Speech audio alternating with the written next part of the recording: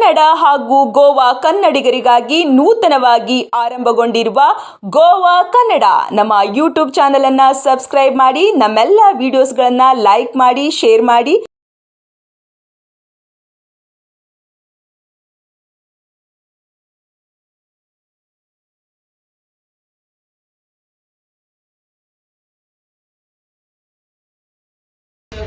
ನೋಡಿ, ಇದರಲ್ಲಿ ಏನು ಗೊತ್ತುಂಟ, ನಾನು ಕೆಲವೊಂದು ಫಂಕ್ಷನಲ್ಲಿ, ಕನ್ನಡದ ಫಂಕ್ಷನಲ್ಲೂ ನಮ್ಮ BJPಯ ಮೀಟಿಂಗಲ್ಲಿ ನಾನು ಹೇಳಿದ್ದೆ, ನಾವು ಕರ್ನಾಟಕ ಗೌರ್ಮೆಂಟಿಗಾಗಲಿ ಗೋವಾ ಗೌರ್ಮೆಂಟಿಗಾಗಲಿ ಯಾರ ಹತ್ರ ನಾವು ಸಲಾಮ್ ಮಾಡೋದು, ನಮ್ಮ ಕನ್ನಡ ಭವನ ಕಟ್ಟಲಿಕ್ಕೆ ದುಡ್ಡು ಕೇಳುವ ಅಗತ್ಯ ಇಲ್ಲ ಅಂತ ನಾನು ಹೇಳ್ತೇನೆ.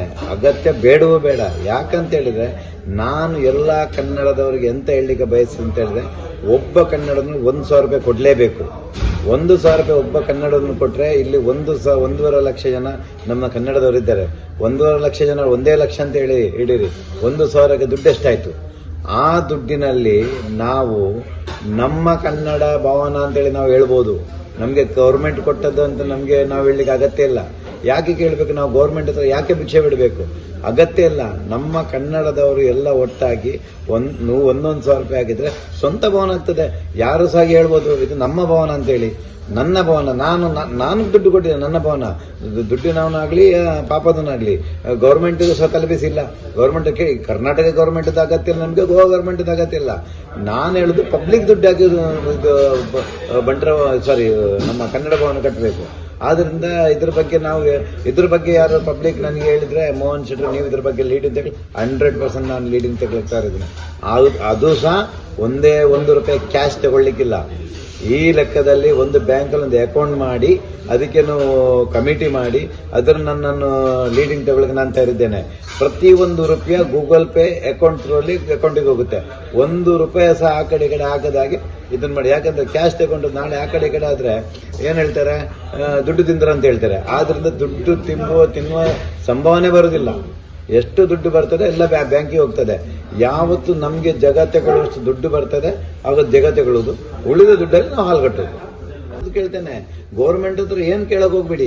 ಅದು ಇನ್ನೊಂದು ಹೇಳ್ತೇನೆ ನಾನು, ಕರ್ನಾಟಕ ಗೋವಾ ಗೌರ್ಮೆಂಟ್ ಇಂದ ಗೋವಾದ CM ಅವರು ಓಪನ್ ಅಲ್ಲಿ ಹೇಳಿದ್ದಾರೆ, ನಿಮ್ಗೆ ಏನೇ ಪೇಪರ್ ವರ್ಕ್ ಇದ್ರು ನಾನು ಮಾಡಿಸಿಕೊಡ್ತೇನೆ ಅಂತ ಹೇಳಿ.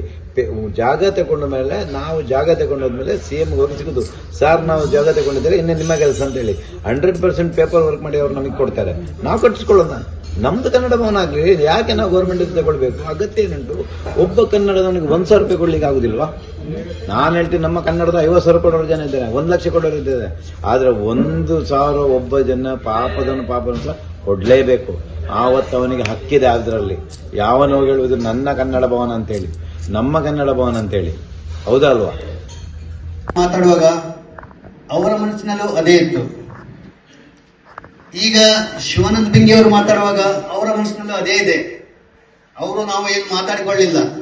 ಇದು ಏನಂದ್ರೆ, ಈ Kannada BJP Goa cell, Karnataka cell, Goa BJP Karnataka cell ಈ ಸಂಘಟನೆಯನ್ನು ಮಾಡಿದ್ರಿಂದ ನಮ್ಮ ಮುರಳೀಮೋಹನ್ ಶೆಟ್ಟರು ನಮ್ಗೆ ಒಂದು ಕನ್ನಡ ಭವನ ಆಗ್ಬೇಕಂತ ಮಾತಾಡ್ತಾ ಇದ್ದೇವೆ. ಕರ್ನಾಟಕ ಗವರ್ಮೆಂಟ್ ಅಂತ ಸಹ ಮಾತಾಡಿದ್ದೇವೆ. ಇಲ್ಲಿ ಗೋವಾ ಗವರ್ಮೆಂಟ್ ಅಂತ ಸಹ ಮಾತಾಡ್ತಾ ಇದ್ರು. ಅಂದ್ರೆ ಗೋವಾ ಗವರ್ಮೆಂಟ್ನವರು ಜಾಗ ಕೊಟ್ರೆ ಕರ್ನಾಟಕ ಗವರ್ಮೆಂಟ್ ಅವರು ಒಂದು 10 ಕೋಟಿಯನ್ನು ಬದಿಗಿರಿಸಿದ್ದಾರೆ ಅಂತ ಹೇಳ್ತಾರೆ. ಅದೆಲ್ಲ ಹೋಗುವ ಕೆಲಸ ಅಲ್ವೇ ಅಲ್ಲ. ಅದಕ್ಕೋಸ್ಕರ ಹಿಂದೊಮ್ಮೆ ಅಂದ್ರೆ ರೀಸೆಂಟ್ಲಿ ಈ ನಮ್ಮ BJP ಮೀಟಿಂಗ್ ಇಲ್ಲಿ ಮಡಗಾಂವ್ ಆಫೀಸಲ್ಲಿ ಆಗಿದ್ದಾಗ ನಮ್ಮ ಉತ್ತರ ಭಾರತದ ಶ್ರೀ ರಾಗೇಶ್ ಅಗರ್ವಾಲ್ ಅವರು ಇದ್ರು. ಆಗ ನಮ್ದು ಕನ್ನಡ ಭವನದ ಬಗ್ಗೆ ಎಲ್ಲ ವಿಷಯ ಬಂತು, ಚರ್ಚೆ ಆಯಿತು. ಆಗ ಮುರಳಿ ಮನೋಹರ್ ಶೆಟ್ಟಿ ಏನ್ ಹೇಳಿದಂದ್ರೆ, ನಾವು ಆ ಗೌರ್ಮೆಂಟಿಗೆ ಸಹ ಕಾಯೋದು ಬೇಡ, ಈ ಗೌರ್ಮೆಂಟಿಗೆ ಸಹ ಕಾಯೋದು ಬೇಡ.